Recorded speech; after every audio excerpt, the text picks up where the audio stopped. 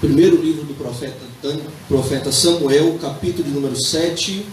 Se você quiser permanecer sentado, permaneça. A gente vai ler todo o capítulo 7. É uma leitura um pouco extensa. Então, se você quiser permanecer sentado, faça-o conforme você desejar. Capítulo 7 do primeiro livro do profeta Samuel. Quantos acharam, digam amém. Amém. Os homens de Kiriat-Jearim vieram para levar a arca do Senhor. Eles a levaram para a casa de Abinadab na colina e consagraram seu filho Eleazar para guardar a arca do Senhor. A arca permaneceu em Kiriat-Jearim muito tempo, foram 20 anos. E todo o povo de Israel buscava o Senhor com súplicas. E Samuel disse a toda a nação de Israel: se vocês querem voltar-se para o Senhor de todo o coração, livrem-se então dos deuses estrangeiros e das imagens de Astarote. Consagrem-se ao Senhor e prestem culto somente a Ele, e Ele os libertará das mãos dos filisteus. Assim, os israelitas se livraram dos Baalins e dos postes sagrados, e começaram a prestar culto somente ao Senhor. E Samuel prosseguiu: reúnam todo Israel em Mispá, e eu intercederei ao Senhor a favor de vocês. Quando eles se reuniram em Mispá, tiraram água e a derramaram perante o Senhor. Naquele dia jejuaram e ali disseram: temos pecado contra o Senhor. E foi em Mispá que Samuel liderou os israelitas como juiz. Quando os filisteus souberam que os israelitas estavam reunidos em Mispá, os governantes dos filisteus saíram para atacá-los. Quando os israelitas souberam disso, ficaram com medo e disseram a Samuel: não pares de clamar por nós ao Senhor, o nosso Deus, para que nos salve das mãos dos filisteus. Então Samuel pegou um cordeiro ainda não desmamado e o ofereceu inteiro como holocausto ao Senhor. Ele clamou ao Senhor em favor de Israel e o Senhor lhe respondeu. Enquanto Samuel oferecia o holocausto, os filisteus se aproximaram para combater Israel. Naquele dia, porém, o Senhor trovejou com fortíssimo estrondo contra os filisteus e os colocou em pânico, e foram derrotados por Israel. Os soldados de Israel saíram de Mispá e perseguiram os filisteus até um lugar abaixo de Bet-car, matando-os pelo caminho. Então Samuel pegou uma pedra e a ergueu entre Mispá e Sem, e deu-lhe o nome de Ebenezer, dizendo: até aqui o Senhor nos ajudou. Assim, os filisteus foram dominados e não voltaram a invadir o território israelita. A mão do Senhor esteve contra os filisteus durante toda a vida de Samuel. As cidades que os filisteus haviam conquistado foram devolvidas a Israel, desde Ecrom até Gate. Israel libertou os territórios ao redor delas do poder dos filisteus. E houve também paz entre Israel e os amorreus. Samuel continuou como juiz de Israel durante todos os dias de sua vida. A cada ano percorria Betel, Gilgal e Mispá, decidindo as questões de Israel em todos esses lugares. Mas sempre retornava a Ramá, onde ficava sua casa. Ali ele liderava Israel como juiz, e naquele lugar construiu um altar em honra ao Senhor. Amém?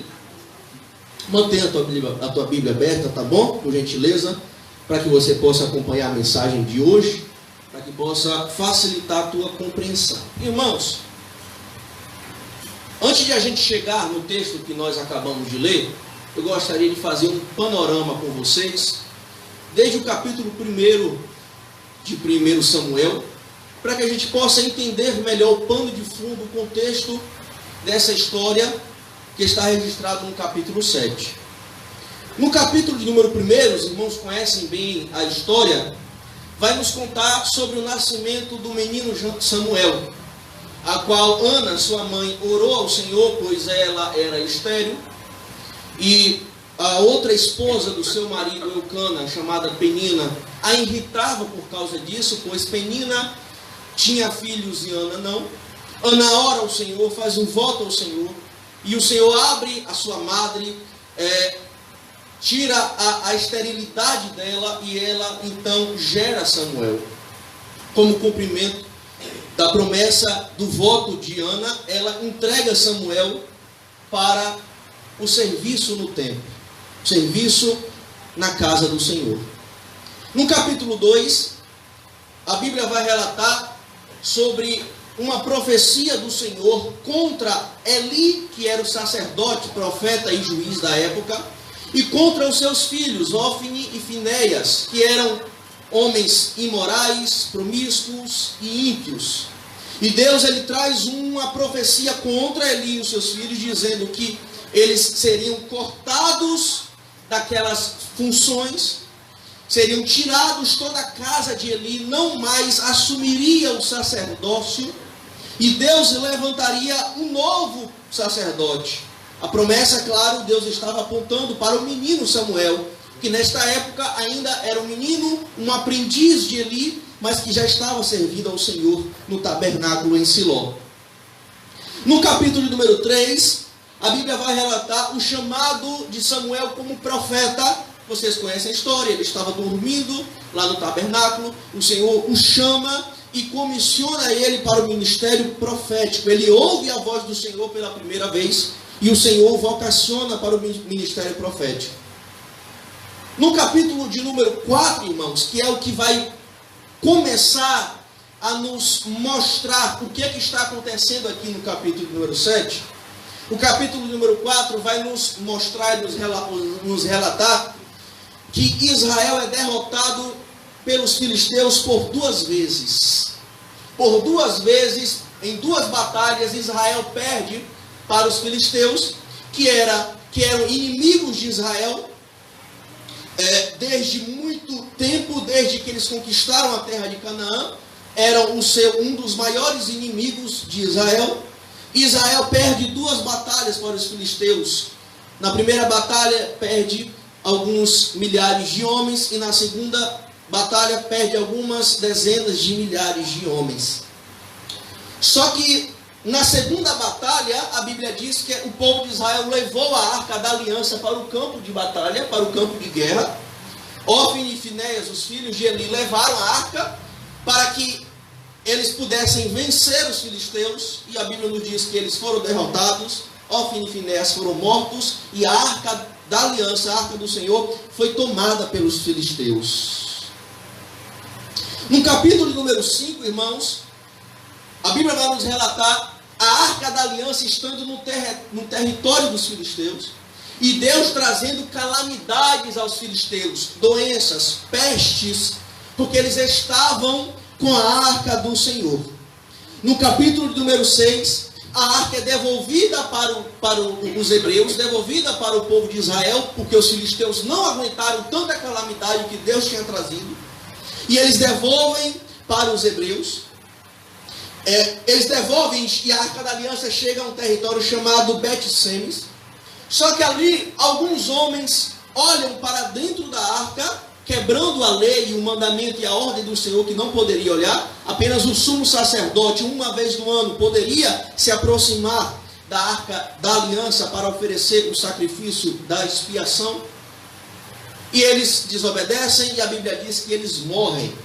Então, os habitantes de Bet-Semes, os Bet-Semitas, ficam aterrorizados pela santidade do Senhor, e eles mandam que os habitantes de Kiriat Jearim viessem buscar a arca da aliança para levar até o seu território.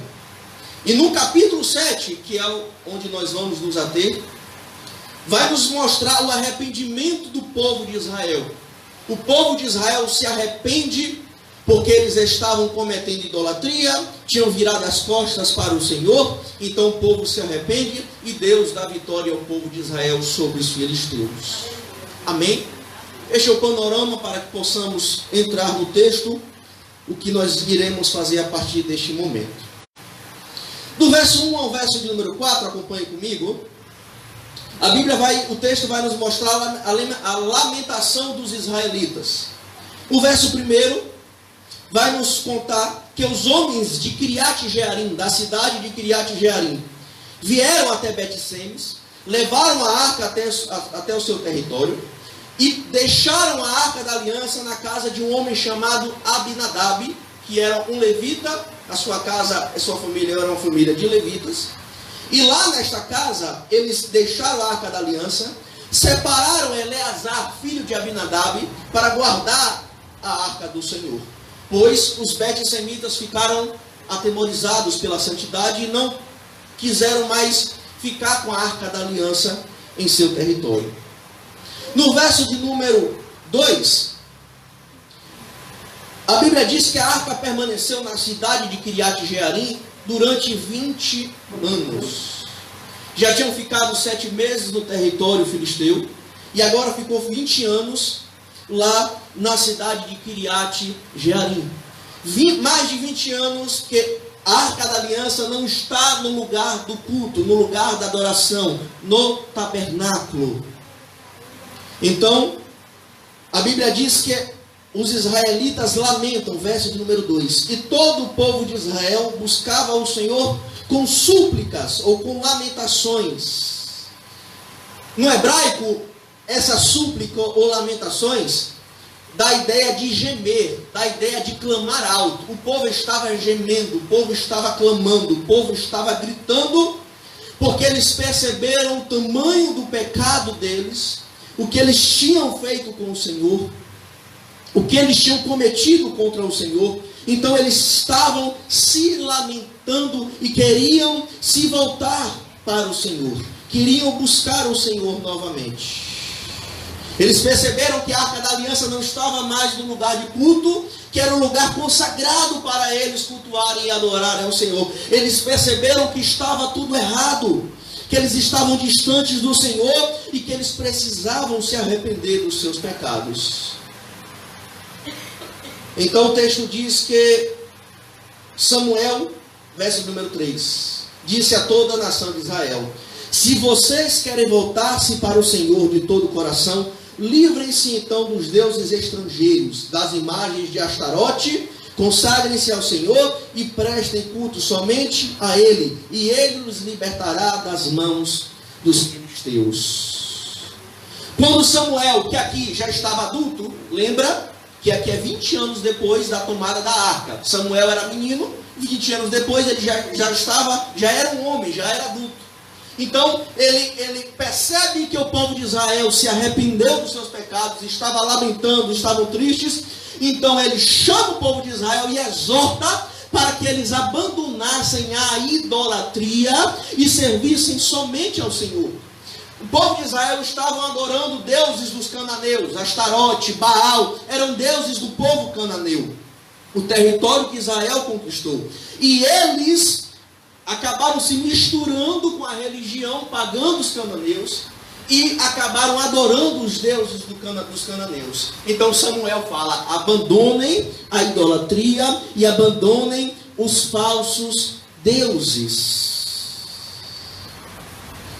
E no verso de número 4, a Bíblia diz que assim os israelitas se livraram dos Baalins e dos postes sagrados, das estátuas, das imagens dos falsos deuses, e começaram a prestar culto somente ao Senhor. Agora, olha que interessante, irmãos. O povo de Israel primeiro se lamentou, e depois que Samuel exortou o povo de Israel para que abandonassem os falsos deuses e adorassem somente a Deus, eles fizeram exatamente o que Samuel falou. Por quê? Porque lamentação sem mudança não é arrependimento, é remorso. Você lamentar e não mudar pelos seus erros, você não está se arrependendo, você está tendo remorso. Porque o verdadeiro arrependimento, você lamenta e você muda. Essa é a diferença. Os ímpios também têm remorso, irmãos. Às vezes fez alguma coisa errada, é consciência, né? É claro que a imagem de Deus, por causa da imagem de Deus, que mesmo manchada pelo pecado, permanece nos homens. E a lei de Deus está empregada na consciência do ser humano. Ele sente o remorso. Isso é errado. Isso que eu estou fazendo é errado. Mas qual é a diferença do ímpio para o crente? O ímpio sente remorso, no outro dia ele faz a mesma, mas o crente não. O crente erra, peca, se lamenta, mas se arrepende. E arrependimento é mudança. Quando você vê a palavra arrependimento no Novo Testamento, o termo no hebraico é metanoia, que significa mudança de atitude, mudança de planos. E é isso que é arrependimento, meu irmão. Então, quando você errar, não basta apenas se lamentar, não basta apenas confessar, tudo isso é importante, mas você precisa mudar de atitude. Foi o que o povo de Israel fez, se lamentou, ficou triste, e agora Samuel disse, abandone os falsos deuses, e eles abandonaram, mudaram de vida, mudaram de atitude, e adoraram somente ao Senhor. Portanto, meu irmão, se você tem se lamentado e não tem mudado de atitude, você não tem se arrependido, você tem sentido remorso, mas o Espírito Santo está aqui nesta noite para te causar arrependimento, mudança. Não adianta, chora todo dia pelos erros e permanece na mesma. Isso não é arrependimento, é remorso. Que o povo abandonou os falsos deuses e adoraram somente ao Senhor. Do verso 5 ao verso 11, o texto vai nos dizer sobre a terceira e última batalha dos filisteus contra o povo de Israel. No verso de número 5, a Bíblia diz que Samuel prosseguiu, reúnam todo o Israel em Mispá, na região de Mispá, e eu intercederei ao Senhor a favor de vocês. Aqui Samuel inicia o seu ministério de sacerdote, porque o papel do sacerdote era mediar o povo a Deus. Lembra que Eli, que era o sacerdote, profeta e juiz. Samuel já tinha recebido o seu chamado profético no capítulo 4. Aqui se inicia o chamado de sacerdote de Samuel. E a gente vai ver que no mesmo lugar, em Mispá, também se inicia o ministério de juiz de Samuel. E Samuel diz, reúna todo o povo em Mispá e eu vou interceder por vocês ao Senhor. Vou fazer o meu papel de sacerdote. No verso de número 6, a Bíblia diz que quando o povo de Israel se reuniu em Mispá, eles pegaram água, derramaram perante o Senhor e jejuaram e disseram, temos pecado contra o Senhor. Esse ato de tirar água e derramar no solo era um ritual que demonstrava o arrependimento do povo de Israel e a purificação dos seus pecados. Era um ritual que era de costume eles fazerem. Então eles derramaram água no solo, jejuaram e se arrependeram, e pediram, confessaram os seus pecados e pediram perdão ao Senhor. E no final do verso de número 6, a Bíblia diz que no mesmo lugar em Mispá, onde Samuel iniciou o seu ministério de sacerdote, ele também liderou os israelitas como juiz, que era um cargo político e religioso da época. Ou seja, Samuel inicia em Mispá seu ministério de sacerdote e seu ministério de juiz e liderou Israel por muitos anos. Só que no verso de número 7, irmãos, a Bíblia diz que quando os filisteus souberam que os israelitas estavam reunidos em Mispá, os líderes, os maiorais dos filisteus saíram para atacá-los. E quando os israelitas souberam disso, porque nessa época de guerra ficavam mensageiros, um no território do outro, espias, ficavam um no território do outro para levar a mensagem, para levar notícias novas.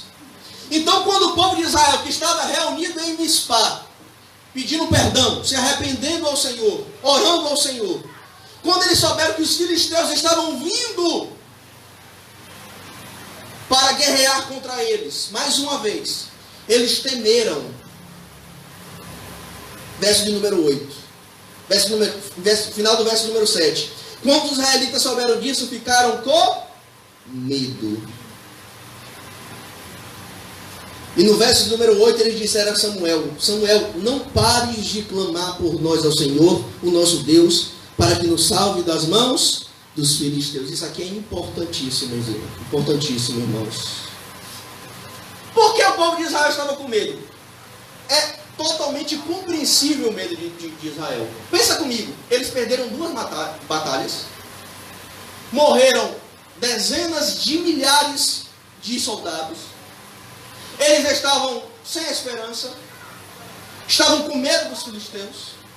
Os filisteus tinham mais armas do que eles tinham perdido os filisteus tinham roubado a Arca da Aliança. Claro que aqui eles já tinham devolvido para os israelitas, mas o medo ficou, o trauma ficou. O trauma das batalhas perdidas, das mortes. Só que o que é importante aqui? Que o medo não suplantou a confiança de Israel com Deus. Por quê? Porque eles estavam orando, estavam clamando. Quando eles souberam, vem os filisteus, eles não mandaram Samuel parar de orar, eles não pararam de orar, mas eles falaram: Samuel, não para de orar. Não pare de orar, Samuel. Ou seja, eles estavam com medo, o texto diz, mas eles continuavam confiando em Deus. Qual é a prova disso? Que eles pediram para Samuel continuar orando. O medo não suplantou a confiança que eles tinham com o seu Deus, irmãos. Eles se prepararam para a batalha enquanto Samuel orava, enquanto Samuel rogava ao Senhor. E aqui a gente aprende algo importante, irmãos.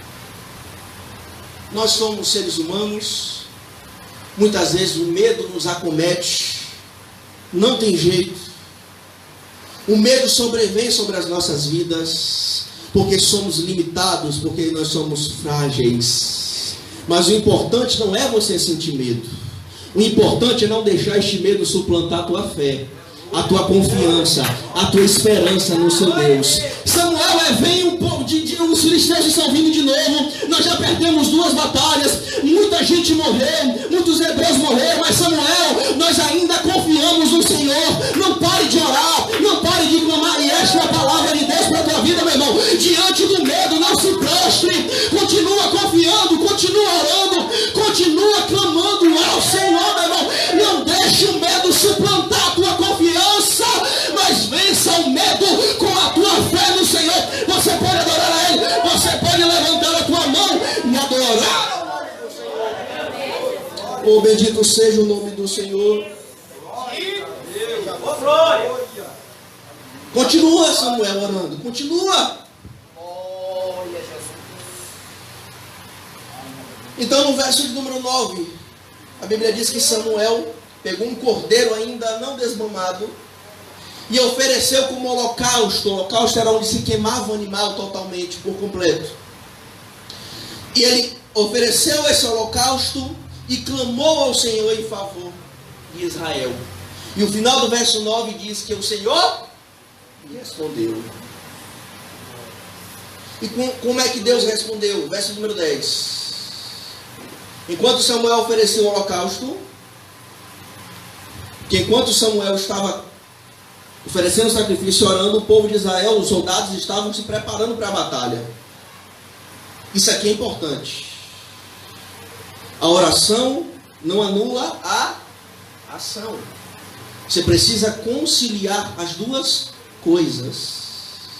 A oração era porque os israelitas sabiam que era impossível eles vencerem, porque eles já tinham perdido 2 batalhas, já tinham morrido dezenas de milhares de soldados. Por isso que foi a oração. Mas isso não impediu de eles se prepararem para a oração. Não anula a ação, e a ação não anula a oração. Mas a Bíblia diz que enquanto Samuel, verso 10, estava oferecendo o holocausto, os filisteus se aproximaram para combater Israel. Porém naquele dia o Senhor trovejou com fortíssimo estrondo contra os filisteus e os colocou em pânico, e foram derrotados por Israel. Deus mandou fortes trovões, em outras versões está, a voz do Senhor trovejou, ou seja, fortes estrondos, fortes trovões, aterrorizaram os filisteus, causaram pânico. Então deve ter sido trovões terríveis, que amedrontaram de tamanha forma os filisteus, que eles se esqueceram da batalha, se confundiram, e o povo de Israel venceu os filisteus. Aleluia. Agora o que é importante, irmãos, que tanto Israel como os filisteus estavam no mesmo local, em Mispá. Quando os estrondos vieram, tanto os israelitas como os filisteus ouviram os trovões, ouviram os estrondos. Os dois estavam na mesma região.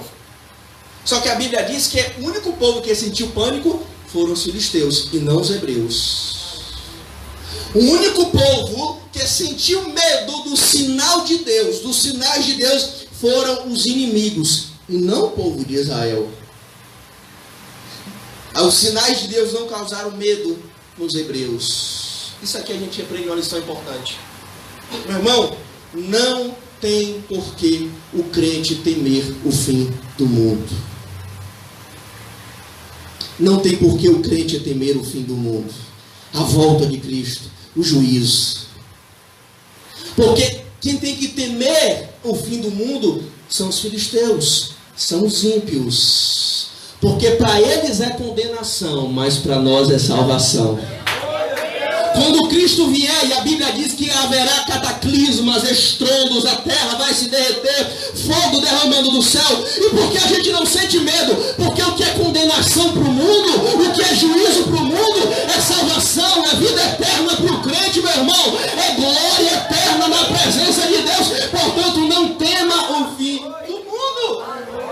Olha o que Pedro fala na sua primeira carta, capítulo 3, verso 10 ao 13. O dia do Senhor, vinda de Cristo, porém virá como um ladrão. Os céus desaparecerão com grande estrondo. Olha, os elementos serão desfeitos pelo calor, e a terra e tudo que nela há será desnudada. Visto que tudo será assim desfeito, que tipo de pessoas é necessário que vocês sejam? Vivam de maneira santa e piedosa, esperando o dia de Deus e apressando a sua vinda. Naquele dia, os céus serão desfeitos pelo fogo e os elementos se derreterão pelo calor. Todavia, de acordo com a sua promessa, esperamos novos céus e nova terra, onde habita a justiça. O que é que Pedro está dizendo? Vai acontecer cataclismas, fenômenos e grandes estrondos. Todavia nós esperamos pela promessa.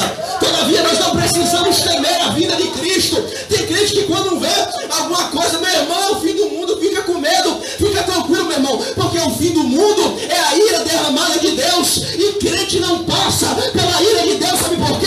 Porque a ira de Deus já foi derramada sobre Cristo, meu irmão. Não há ira de Deus sobre o crente.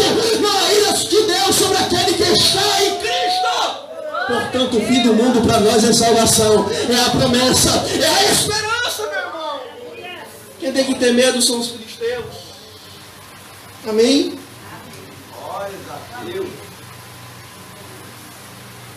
Então a Bíblia diz que os soldados de Israel, verso 11, saíram de Mispá, perseguiram os filisteus, mataram os filisteus até Bet-car e foram derrotando os filisteus. No verso de número 12, depois que a batalha foi ganha, que a vitória aconteceu, verso 12, Samuel pegou uma pedra e ergueu entre a região de Mispá e Sem, e deu-lhe o nome de Ebenezer, dizendo: até aqui nos ajudou o Senhor. O que Samuel está fazendo aqui, irmãos? Quando ele viu aquela batalha ganha, a vitória que o Senhor tinha dado, a ajuda, o auxílio de Deus, ele pegou uma pedra, colocou entre as duas cidades, Mispá e Sem, como um memorial, para que eles lembrassem da ajuda de Deus. Ou seja, aquela pedra representava o próprio Senhor. E a gente vai ver diversas vezes o Senhor sendo retratado como rocha, como pedra, nas Escrituras. Então Samuel, ele coloca aquela pedra, pega aquela pedra, dá o nome de Ebenezer, que significa pedra de ajuda, é uma junção de duas palavras hebraicas, que significa pedra de ajuda ou pedra de auxílio. Deixa aquela pedra naquele local, como um memorial, para que quando o povo de Israel visse aquele lugar e aquela pedra, se lembrasse da ajuda que Deus tinha dado a eles.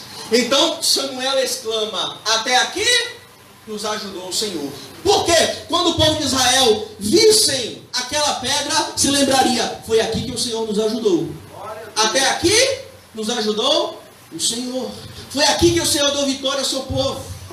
Era essa a intenção de Samuel ao deixar aquela pedra. No Salmo 78, o salmista ele vai dizer sobre os pecados do povo de Israel, que constantemente abandonavam o Senhor e iam após outros deuses. E quando Deus trazia as calamidades, eles se arrependiam ao Senhor. No verso número 35 do Salmo 78, o salmista diz: e eles, quando estavam sofrendo calamidades e terríveis consequências dos seus pecados, o salmista diz: e eles se lembravam do Senhor, a sua rocha. Se lembravam do seu Redentor. Aquela pedra representava isso. Quando eles olhassem, o povo de Israel olhasse para aquela pedra, eles se lembrariam: o Senhor é minha rocha de ajuda. O Senhor é a minha pedra de ajuda. O Senhor é a rocha na qual nós estamos firmados. Meu irmão, esse memorial tem que ficar em nossas mentes. Porque quando você receber uma ajuda, um auxílio de Deus, que constantemente nós recebemos, você deve se lembrar: o Senhor é a rocha que eu estou firmado. Por que será que eu não fui sucumbido por aquela luta, por aquela adversidade? Por que será que aquela enfermidade não me matou? Porque o Senhor é a minha rocha, o Senhor é a minha pedra de ajuda. Eu estou firmado. Por que será que eu não abandonei a minha fé até hoje, diante de tantas coisas ruins? Porque eu estou firmado na rocha que é Cristo. Você pode adorar a Ele nesta noite. Ele é o nosso Ebenezer. Ele é a nossa pedra de ajuda, meu irmão.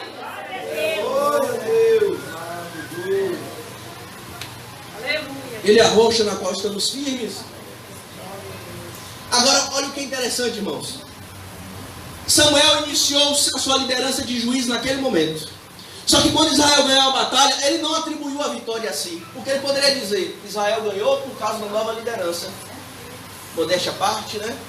Eli fazia vista grossa com seus filhos, que eram imorais. Deus arrancou ele, tirou ele do sacerdócio e como juiz. Eu sou o novo líder e o povo de Israel ganhou porque eu assumi a parada.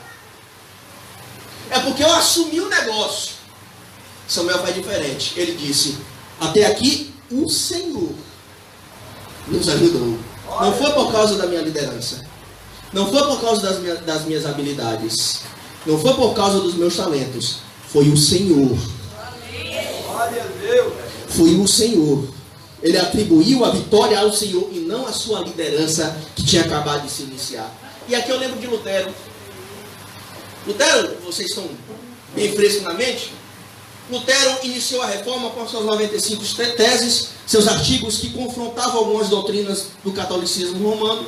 E a partir daí, 31 de outubro de 1517, se iniciou a reforma protestante, se alastrou por toda a Europa. E quando Lutero foi comentar este episódio, Lutero falou uma frase muito interessante, que as pessoas falavam: Lutero, suas 95 teses causaram um reboliço, a reforma protestante nasceu. Lutero falou: eu não fiz nada. A palavra fez tudo. Eu apenas iniciei, preguei, mas a palavra fez tudo. Alguns irmãos chegam e dão falam comigo, e eu agradeço, e gentilmente falam comigo, que através de alguns estudos que damos aqui, e nossa irmã Roseli esses dias pregou e disse que algumas coisas mudou, alguns pensamentos, algumas atitudes, melhorou através dos estudos aqui. Eu agradeço o carinho de vocês. Isso é importante porque é bom a gente se sentir útil na obra do Senhor. Mas eu preciso deixar claro algo: eu não fiz nada. A palavra fez tudo. Nenhum dos obreiros aqui fizeram nada. A palavra fez. Nosso papel foi apenas transmitir a palavra, transmitir a mensagem. Mas é a palavra de Deus que faz, que muda, que transforma. Não é liderança, não é habilidade, meu irmão. É a palavra, é o Senhor. Amém? Do verso 13 ao verso 17, o texto vai nos dizer sobre a restauração de Israel. A Bíblia diz no verso 13 que os filisteus foram dominados e não voltaram a invadir o território israelita, porque a mão do Senhor esteve com os filisteus durante toda a vida, durante toda a liderança de Samuel. No verso 14, a Bíblia diz que as cidades que os filisteus haviam conquistado de Israel foram devolvidas a eles. E Israel teve até paz com os amorreus. Eram dois inimigos de Israel: os filisteus, que era um povo da Filístia, que ficava na costa do mar Mediterrâneo, que Israel não conseguiu expulsar durante o seu domínio de Canaã. E um outro inimigo eram os amorreus. Quando Israel venceu os filisteus, tomaram de volta o território, porque a guerra era por território. A guerra naquela época era por território. Eles tomaram alguns territórios que os filisteus tinham tirado deles. E esta guerra trouxe também paz entre Israel e os amorreus. Deus restaurou até a paz de Israel com os amorreus. A gente vai ver a história dos amorreus com Israel em Juízes, capítulo 10, capítulo 11, onde a Bíblia diz que Israel pecou, o Senhor fez os amorreus dominar sobre Israel. Depois Deus levanta Jefté como juiz, e eles vencem os amorreus e tomam de volta os seus territórios. Então eles estavam em guerra também com os amorreus, e Deus restaurou a paz com os amorreus. Meu irmão, não há como estar em rebelião contra Deus e prosperar. Eles só conquistaram tudo isto, venceram os filisteus, restauraram a paz com os amorreus, porque eles abandonaram a sua rebelião contra Deus. Porque não há como o homem prevalecer se ele estiver em rebelião contra Deus. Não há possibilidade de ele prevalecer, de ele prosperar. Os ímpios estão em rebelião contra Deus. E é por isso que o fim deles é certo. O juízo, a condenação, se não se arrependerem. Se não abandonarem a rebelião. Porque não há como o homem se rebelar contra Deus e permanecer de pé. Não há como ele prosperar, não há como ele prevalecer. Israel só venceu aquelas batalhas porque eles se arrependeram. No verso número 15, a Bíblia diz que Samuel continuou como juiz de Israel durante todos os dias da sua vida. E a cada ano ele percorria algumas cidades, Betel, Gilgal e Mispá, para julgar algumas causas do povo de Israel. E no verso número 17 diz que ele, depois que ele passava por essas cidades, voltava à sua cidade, à sua casa em Ramá, servia ao Senhor como juiz, e neste lugar, lá onde ele morava em Ramá, ele construiu um altar, e lá ele continuou servindo a Israel e honrando ao Senhor por todos os dias da sua vida. Amém.